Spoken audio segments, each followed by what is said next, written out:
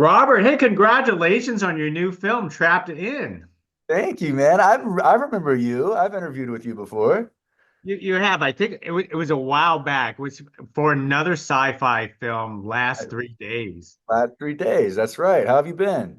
I'm doing well. It's always a pleasure, circling back and speaking to you and on this new sci-fi film, Trapped In. Yeah, right. Exactly. This one's definitely more sci-fi probably than even last 3 days. This one has a lot of elements of sci-fi, but yeah, I'm super excited for it to come out in a couple days. It's been a long time coming. So So true, so true. Because I know this was filmed a while back itself, but tell us how this came about for you. Why you wanted to be part of this project? well, we were in the pandemic and we were all just, losing our minds. And I had done a movie with my good buddy Raja Collins. He's a producer and he was a casting director at one time as well. But he cast me in my first movie called Safari, that we shot in South Africa. And we keep in touch occasionally. And he's working on all kinds of different movies. But he hit me up and he was like, "Hey man, I'm working on this project with my friend Leah. I'm coming on as a producer, and we're looking for actors, and I think you'd be perfect for one of the roles. You can play such a great dick."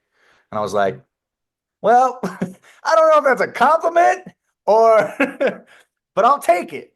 I will take it because I was bored and needed something creative to do because we were in the middle of a pandemic." And then of course, I got on Zoom with him, and he was like, "Yeah, yeah, yeah, Leah was really excited about you. I told her what a great like asshole you can play." And then they were both like, but no, but I also told her you're like a really nice guy. You just happen to be able to play an asshole." And I was like, "Okay, thanks, man." But no, it's true. I love dropping into those types of characters, and I read the script and I was excited about it. I thought it was really fun. Obviously, I could relate to it. We were all going through COVID, so the thought of these characters, the fact that it's based around these characters being trapped in a place because of some type of virus or thing, it hit home, obviously, and I was like, let's film, let's do it. I wanted to stay creative and productive, and we had a blast. So What was that like? To be, I want to say to be in a film called Trapped In, but with the pandemic really happening outside, it was kind of too close for I know. for home here for you guys. Yeah. Yeah, and we all kind of talked about that as we when we had our first table read, and I think, the audience, when you read the script, you kind of think that you know where it's going to go, and you're like, "Oh gosh, here's a COVID movie, or here's another pandemic movie," and it turns out to be a little different than that.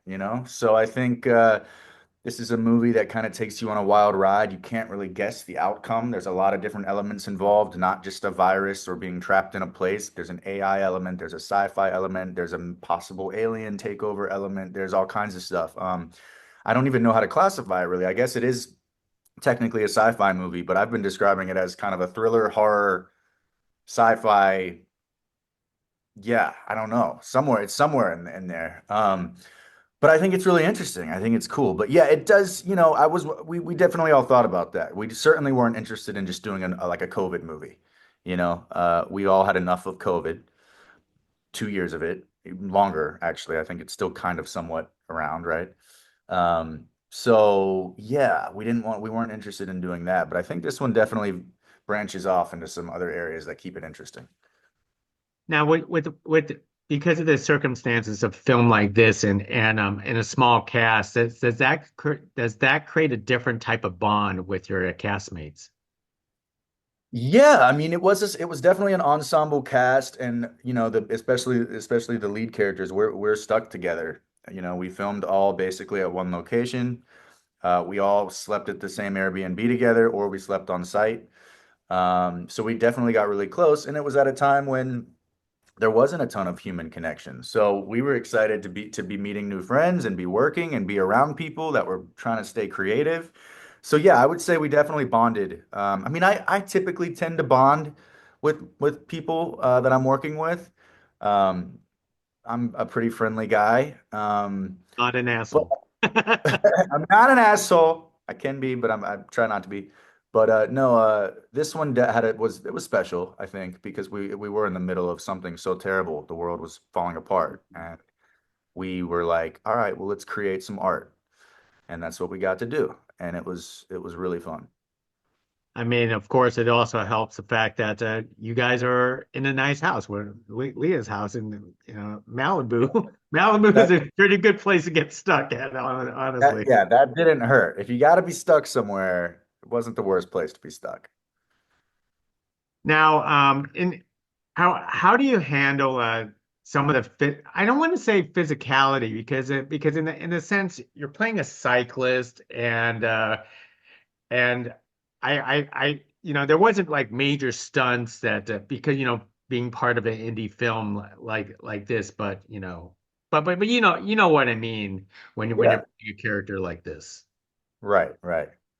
What are you asking, like what it was like to do the stunts, or just go Yeah, through yeah, that yeah. type Go of? go go go through those motions in playing this character of Greg.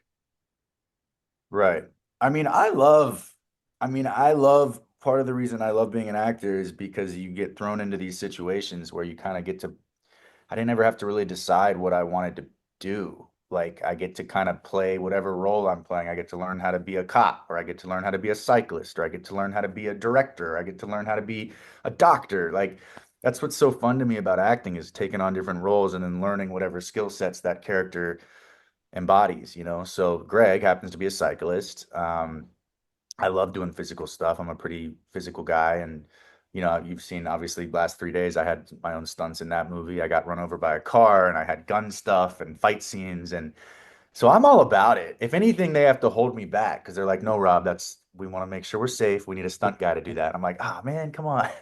So if anything, they have to pull me back from wanting to do my own stuff, but it can be demanding for sure. The biggest physical day I think on this movie was the day that we did the in the opening scene. You'll see all of us riding up the mountain, the cyclist team, and that was a demanding day. And then I have a scene where I get in a wreck, a crash, and that was pretty physically demanding too. But I mean, you know, I'm pretty physically fit, and it was just there were no complaints. Like I said, we were just all so excited to be doing something when the world had been shut down for, at this point, I think a year and a few months. So we were just like, I was like, throw it at me, let's go.